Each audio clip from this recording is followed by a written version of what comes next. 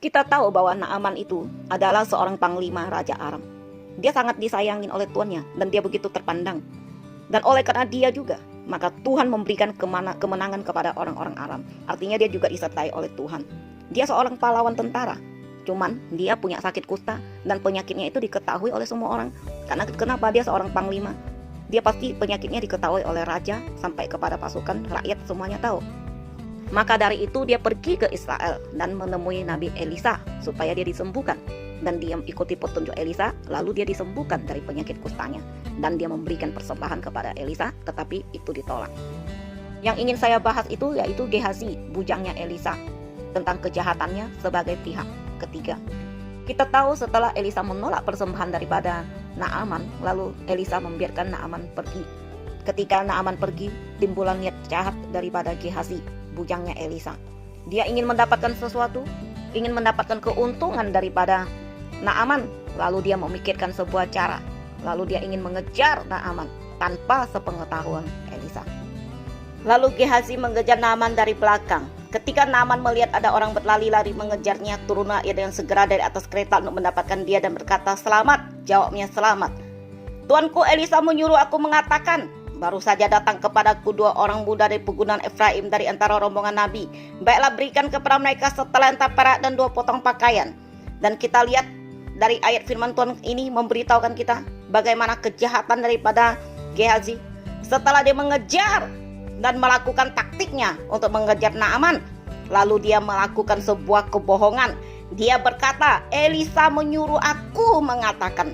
Padahal dia pergi secara diam-diam tanpa sepengetahuan Elisa. Disitulah dia menjual nama Elisa. Dia memakai nama Elisa untuk menipu Naaman. Karena dia tahu Elisa baru saja menyembuhkan Naaman dari penyakit kustanya. Makanya dia memakai nama Elisa dan dibikin seolah-olah bahwa Elisa lah yang membutuhkan uang itu. Dan dia memakai nama Elisa dan berbohong dan berkata Elisa lah yang menyuruh dia datang kepada Naaman. Dan dia juga membuat sebuah cerita palsu atau skenario palsu, yaitu sebuah cerita yang tidak ada, menciptakan sebuah cerita yang tidak ada. Karena dia berkata bahwa ada orang muda dari pegunungan Efraim dari antara rombongan Nabi, padahal itu nggak ada. Itu hanya skenario-nya dia, ciptaannya sendiri.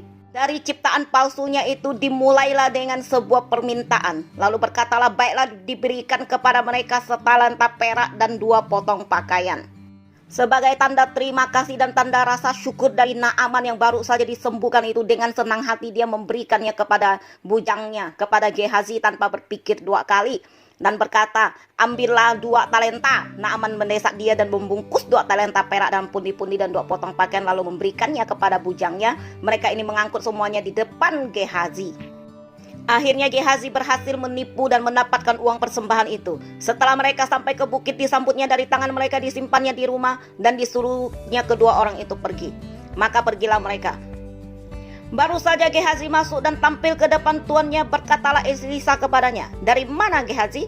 Jawabnya, "Hambamu ini tidak pergi kemana-mana. Lihat, dia masih tetap bersikuku pada kebohongannya. Padahal Tuhan sudah memberitahu semua hal ini kepada Elisa." Tetapi kata Elisa kepadanya, "Bukankah hatiku ikut pergi ketika orang itu turun dari atas keretanya mendapatkan engkau? Maka sekarang engkau telah menerima perak, dan dengan itu dapat memperoleh kebun-kebun, kebun zaitun, kebun anggur, kambing domba, lembu sapi, budak laki-laki dan budak perempuan." Semuanya itu Gehazi memperolehnya. Semuanya itu Gehazi mendapatkannya. Tetapi penyakit kusta Naaman akan melekat kepadamu dan kepada anak cucumu untuk selama-lamanya. Maka keluarlah Gehazi dari depannya dengan kena kusta putih seperti salju. Gehazi lupa dengan kemahatauan Allah, lupa dengan keadilan Allah, lupa dengan murka Allah, lupa dengan penghukuman Allah yang setimpal daripada Allah atas perbuatan yang jahat itu. Dia mengira setiap perbuatannya itu yang dilakukan secara sembunyi-sembunyi, tidak akan ada orang yang tahu. Tetapi Allah tahu semuanya. Tetapi akibat dari perbuatannya dan sebagai ganjarannya dari perbuatan jahatnya itu, maka penyakit Naaman itu melekat kepada dia, kepada Gehazi. Bukan hanya kepada dia saja. Firman Tuhan berkata juga kepada anak dan cucunya. Bukan sekali doang, tetapi untuk selama-lamanya. Yaitu penyakit yang mematikan, yang tidak tersembunyi, yang tidak tersembuhkan itu akan mengikuti dia seumur hidup mereka. Oleh sebab itu bersyukurlah karena kita mempunyai Allah yang begitu hebat, yang begitu dahsyat, yang begitu luar biasa, yang begitu menyertai anak-anaknya, yang pelihara anak-anaknya. Jika hari ini kita ditipu atau dicuri atau dirugikan dalam segala aspek hidup kita, dalam hal apapun, yang orang yang sengaja menciptakan masalah buat kita seperti Gehazi, kami percaya penghukuman itu juga akan turun kepada mereka, dan sakit penyakit kita akan menjadi milik mereka dan melekat kepada mereka dan keturunan mereka sampai selama-lamanya, dan mereka tidak akan bisa lepas dari penyakit yang mematikan itu. Atau memakai nama kita untuk menipu, sama seperti Gehazi yang memakai nama Elisa untuk menipu, mengatakan Elisa lah yang menyuruh dia keluar, dan mengatakan demikian, padahal Elisa tidak mengatakan itu, dan dia curi-curi bertemu dengan Naaman. Begitu juga mereka yang memakai nama kita untuk menipu orang lain dan mengatakan kita yang mengatakan, mereka juga akan dilekatkan oleh sakit penyakit yang mematikan.